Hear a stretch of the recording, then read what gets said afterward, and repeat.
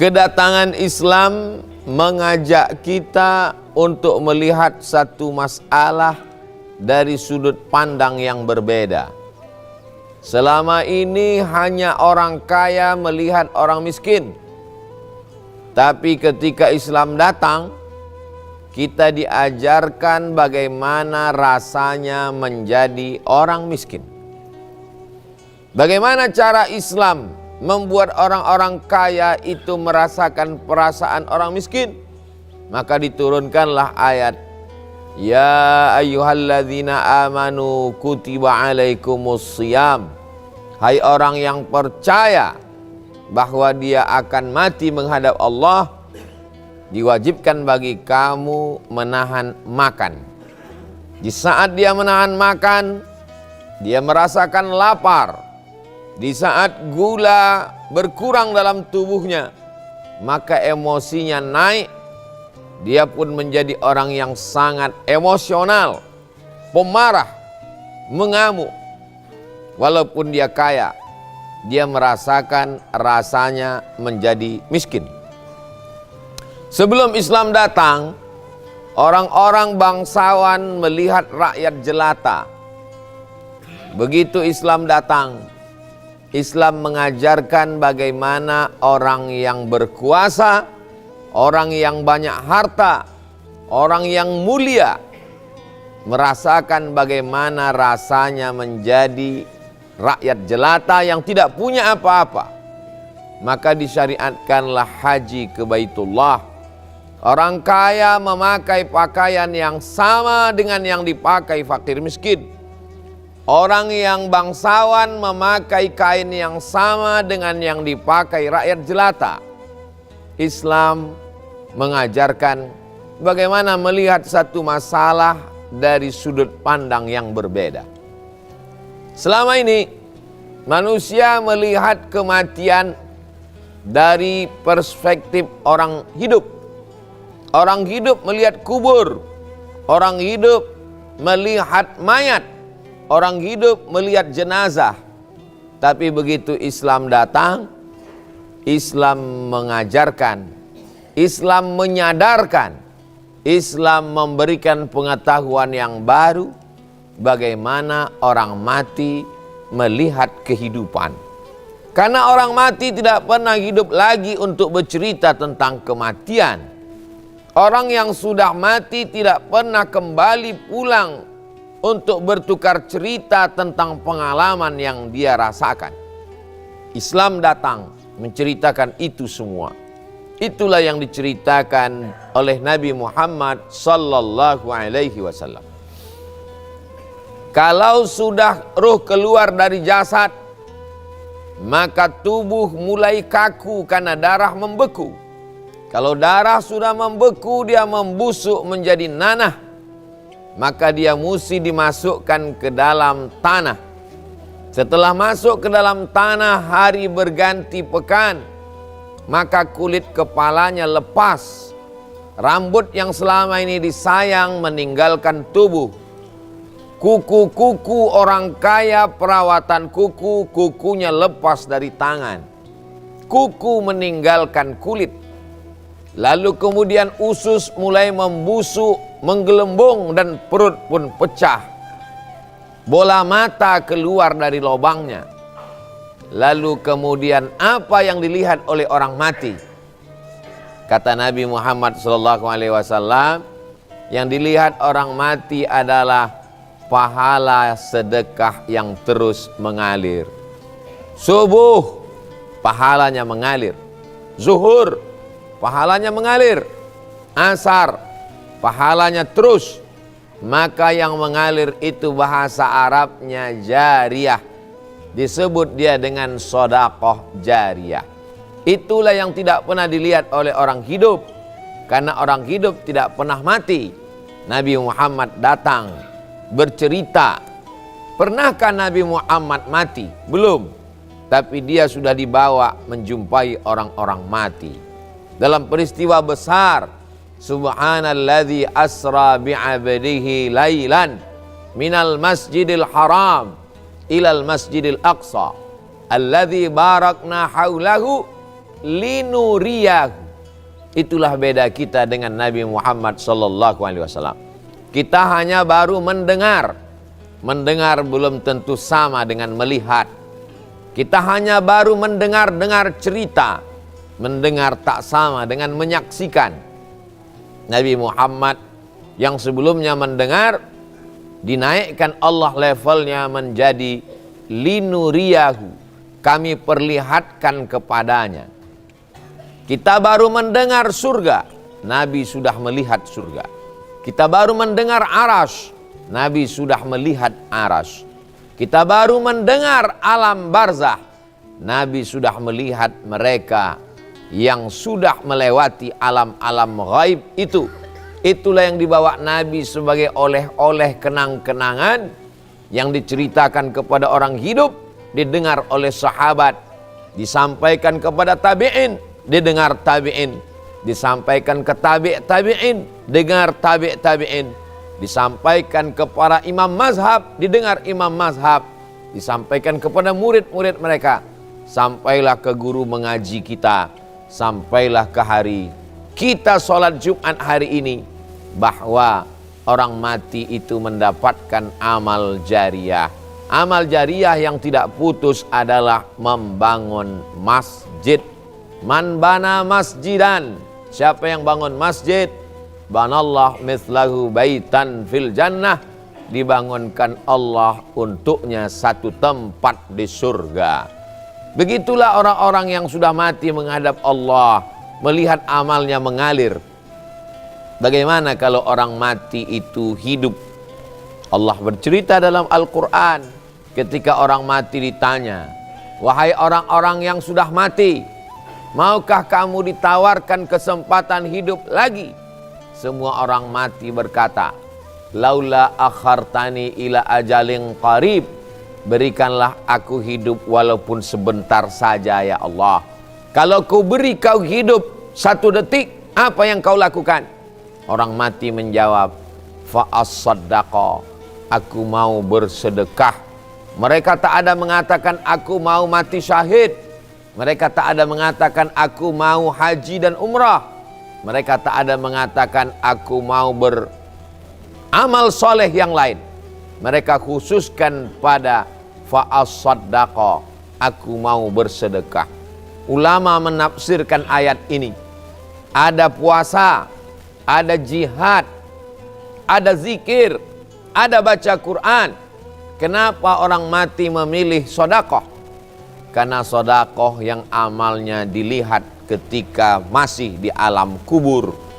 Amal yang lain nanti dilihat. Tapi sedekah sudah mengalir ketika masuk ke liang lahat. Itulah mengapa mereka minta sedekah. Bayangkan yang meninggal 100 tahun yang lalu, kiamat belum juga tiba. Bayangkan kalau kiamat masih 1000 tahun lagi, berarti di alam kubur 1100 tahun. Apa yang bisa menolong? Anak tidak bisa membantu. Istri akan menikah dengan orang lain. Suami akan diambil orang. Rumah akan dijual, dibagi ke ahli waris. Yang bisa menolong hanyalah wakaf untuk masjid, infak, sedekah. Wakaf barang benda yang tidak boleh hilang. Wakaf tanah, wakaf semen, wakaf batu bata, wakaf kerikil. Andai ada pemugaran masjid, benda itu tetap dijadikan sebagai benda yang tidak hilang. Kalau hilang dia disebut dengan infak. Kalau hanya sekedar sedekah, maka menolong orang mengangkatkan barang yang berat pun sudah dianggap sedekah. Karena sedekah tulang belulang adalah menolong, meringankan beban orang lain. Bahkan senyum pun disebut dengan sedekah. Tabassumika fi wajhi akhika sedekah. Jadi kalau ada orang berpemahaman, untuk apa Islam datang? Islam datang untuk menceritakan yang tak dapat diceritakan orang, untuk menyebutkan yang tak dapat disebutkan manusia, untuk meriwayatkan sesuatu yang belum pernah dilihat mata. Islam datang dari Allah Subhanahu wa ta'ala, bukan akal-akalan manusia, supaya yang hidup berpikir apa yang akan dia jalani sesudah kematian. Siapa orang yang paling cerdas? Al-Qayyis, orang yang cerdas. Mandana nafsahu, dia tekan hawa nafsunya. Nafsu makan tidak terlalu berlebihan, dia agak tahan-tahan demi bisa berwakaf supaya dapat amal jariah. Nafsu membeli kendaraan, nafsu merehab rumah, nafsu memberi pakaian.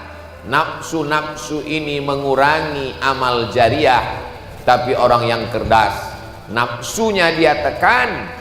Wa amila lima ba'dal maut, karena yang dia pikirkan, apa yang akan kubawa setelah nanti aku mati menghadap Allah Subhanahu wa ta'ala. Berapa banyak orang-orang kaya yang ada di Panipahan pada masa penjajahan Belanda? Mana mereka sekarang? Mereka sudah meninggal dunia. Yang pelit, yang bakhil mati, yang dermawan, yang mewakafkan tanahnya, yang membangun masjid meninggal. Semua meninggalkan dunia yang fana. Apa bedanya? Yang bakhil, yang pelit, terputuslah amalnya. Yang dermawan, yang mewakafkan tanah, yang membangun masjid, satu hari 5 kali mengalir pahala. Ramadan iktikaf, tarawih, munajat.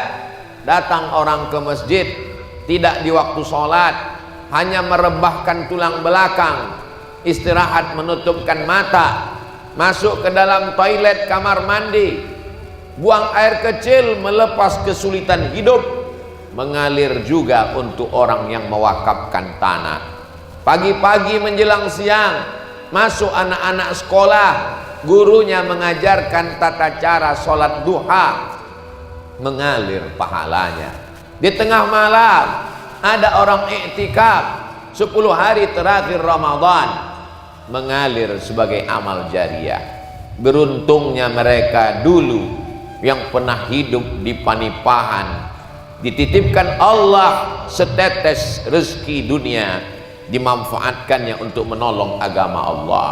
Betapa ruginya orang-orang dulu yang pernah hidup di Panipahan, mendapatkan setetes daki dunia, lalu dia larut, lupa, lalai, akhirnya mati menghadap Allah dan hidup tak dapat terulang kembali.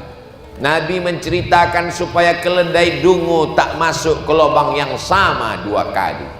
Nabi diutus Allah supaya manusia tidak lupa bahwa dia akan mati menghadap Allah. Faman kana yarju liqa'a rabbih, siapa yang berharap akan menghadap Allah, bekalnya cuma 2. Falyamal amalan salihah, hendaklah dia beramal saleh, wala yusyrik bi'ibadati rabbih ahada, dan dia tidak mempersekutukan Allah Subhanahu wa ta'ala. Bertauhid, tidak syirik, sudah bekal. Tapi bertauhid tanpa amal saleh, apa yang akan dibawa menghadap Allah Subhanahu wa ta'ala? Salat rajin, putus. Hatam Quran bolak-balik, berhenti. Jabatan, berakhir. Yang kekal abadi, amal jariah. Sedekah jariah sampai akhirnya hari kiamat. Ketika hari kiamat dunia hancur lebur, lalu kemudian manusia berada di panas terik padang mahsyar. Siapa yang mendapatkan payung? Siapa yang mendapatkan atap?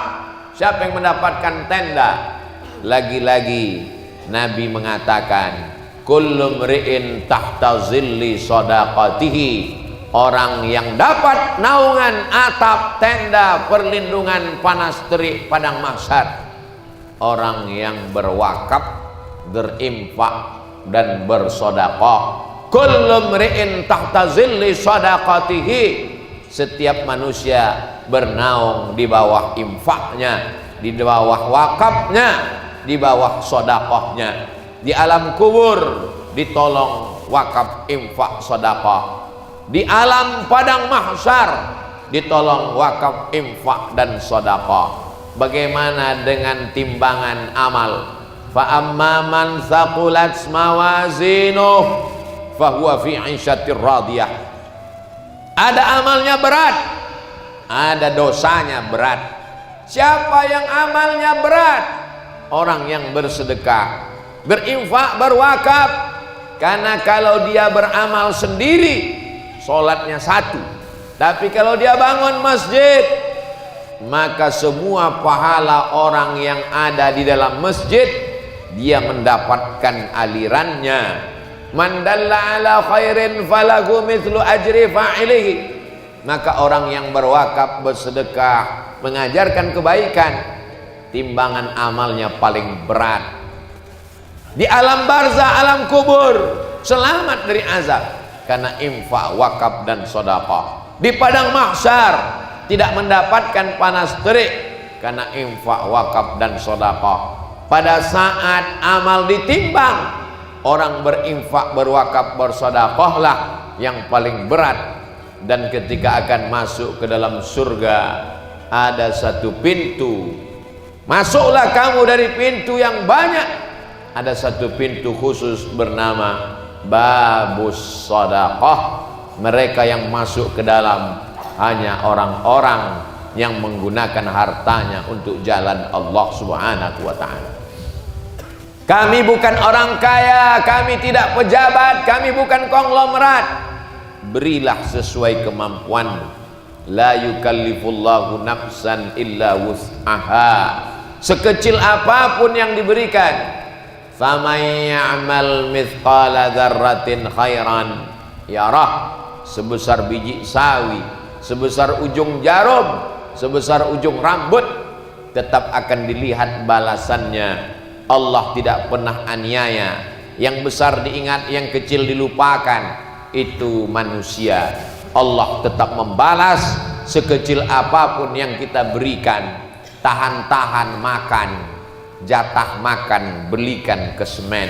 Tahan-tahan selera beli baju baru, jatah baju baru belikan ke batu bata. Tahan-tahan untuk buat rehab kendaraan, rumah yang lebih megah, lebih mewah. Yang budget untuk pribadi, pakaikan untuk menolong agama Allah. Intan surullah, kalau kau tolong agama Allah, kau tolong rumah Allah, yansurkum, Allah akan menolong kamu. Wa yuthabbit aqdamakum, Allah akan mengokohkan kakimu. Pada saat anakmu lari, pada saat istri suami tidak lagi memperdulikan pasangan, pada saat harta benda ditinggalkan, satu-satu yang setia menolong hanyalah wakaf, infak, dan sedekah. Silakan menjadi orang yang pelit. Orang-orang pelit juga mati. Silakan menjadi orang yang menumpuk harta karena tamak. Orang-orang yang menumpuk harta juga mati dan hartanya diambil oleh ahli waris. Kalau sempat mendidik anak menjadi anak soleh, dia akan salurkan ke masjid berdoa di tengah malam, Rabbi firli wali walidayya warhamhuma kama rabbayani shaghira. Tapi kalau tidak, dunia hanya tempat persinggahan penyesalan sampai ke akhir masa. Hidup ini singkat, tapi resiko yang akan diterima khalidina fiha abada. Hiduplah sesukamu. Hidup mau jadi Fir'aun, silakan. Hidup mau menjadi Qarun yang bakil ditelan danau, silakan. Hidup menjadi orang kaya yang tidak pernah bersedekah sampai rumahnya tenggelam hilang, silakan. Fa innaka mayyit, ingat, kau akan jadi mayat, kau akan mati menghadap Allah Subhanahu wa ta'ala.